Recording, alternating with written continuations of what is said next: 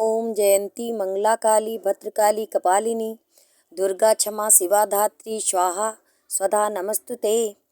नवरात्र की हार्दिक शुभकामनाएं।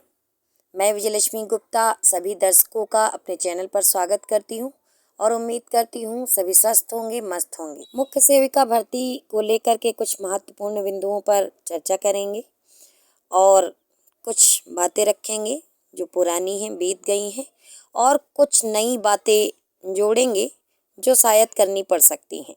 तो वीडियो को ज़्यादा लंबा नहीं करना है, इसीलिए आइए चर्चा शुरू करते हैं। जैसा कि आप सभी जानते हैं कि नवरात्रि का अवसर चल रहा है। इस अवसर पर माँ दुर्गा से हम सभी प्रार्थना करेंगे, सभी बहनें प्रार्थना करेंगे और उनको प्रसन्न करने का प्रयास करेंगे ताकि वो हमारे जीवन में जो भी समस्याएं हैं उनको दूर कर दें।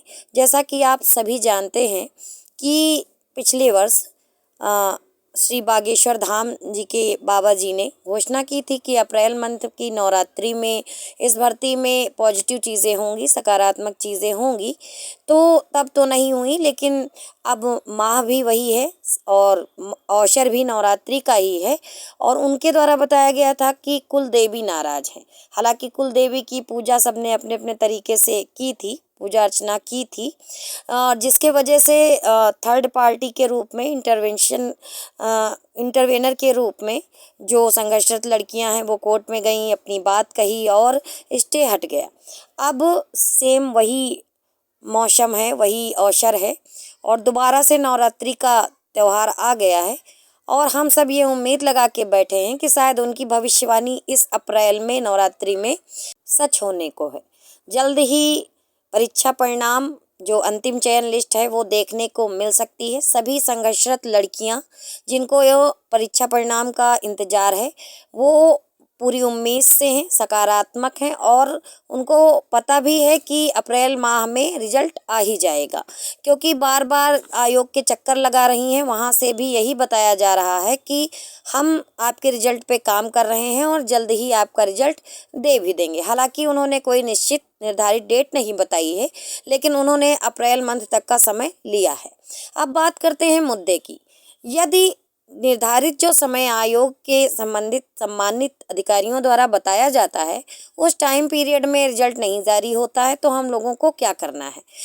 माँ दुर्गा के 9 स्वरूपों को अगर आप ध्यान से देखें, समझें, तो आप इस बात को समझें कि आप खुद शक्ति का प्रतीक हैं। आपके अंदर अनंत शक्तियाँ भरी हुई हैं और आपको अपनी लड़ाई स्वयं लड़नी है, बहुत ही विनम्रता के साथ, क्योंकि हम लोगों को, चूँकि स्वभाव से हम लोग महिलाएं हैं, ना तो उग्र होना है ना ही कोई उद्दंडता करनी है। बहुत ही विनम्रता के साथ अगर निर्धारित समय पर चीज़ें नहीं होती हैं तो हम लोग अपनी बात रखने आयोग तक अवश्य पहुँचेंगे। जैसा कि आप सभी लोग जानते हैं कि अब 8,337 लड़कियां आयोग का रास्ता जानती हैं, उनके परिजन आयोग का रास्ता जानते हैं। तो मुझे नहीं लगता है कि किसी को कोई समस्या हो सकती है आने जाने में। तो सभी लोग संगठित रहें और इंतज़ार करें। वैसे इस चीज़ की ज़रूरत नहीं पड़ेगी, क्योंकि मुझे पूरा विश्वास है अपनी सरकार पर, आयोग पर, कि वो हम लोगों के साथ ऐसा बिल्कुल नहीं करेंगे। मुख्य सेविका भर्ती एक ऐसी विशेष भर्ती है जो होनी अति आवश्यक है। इसको ऐसे समझिए कि आधी आबादी इससे प्रभावित है। महिलाएं और 0 से 6 वर्ष तक के बच्चों को ज़रूरत है हम लोगों की। तो और सरकार भी पढ़े बेटियां बढ़े बेटियां और महिलाओं के लिए विभिन्न प्रकार की योजनाएं चला रही हैं। महिलाओं को रोजगार देने के लिए करबद्ध है सरकार।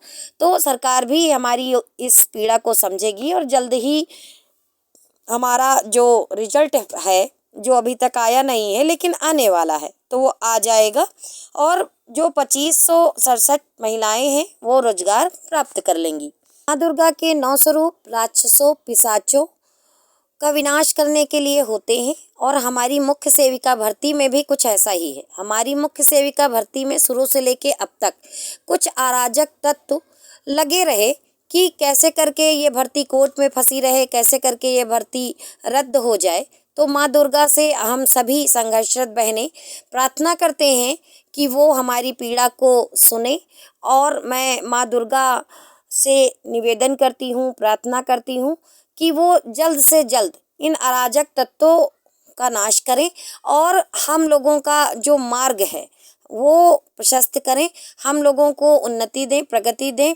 और अगर कोई व्यक्ति गलत तरीके से इस भर्ती में कुछ गलत कर रहा है तो उसको इसके लिए दंड भी दें। इन्हीं शुभकामनाओं के साथ, इन्हीं प्रार्थनाओं के साथ मैं विजयलक्ष्मी गुप्ता आज अपनी जो ये वीडियो है यहीं पर रोकूंगी और माँ दुर्गा से यही विनम्र निवेदन करूंगी, यही प्रार्थना करूंगी कि मेरी जितनी भी संघर्षरत बहनें हैं उन्होंने जो भी प्रयास किया है या उन्होंने परिश्रम किया है तो उनके परिश्रम का फल उनको मिलना चाहिए। और जो भी लोग इस भर्ती से जुड़े हैं, विभिन्न प्रकार की समस्याएं उनके पास हैं, तो उनको उनके किए गए प्रयास के अनुसार उनको फल दें। जय माता की।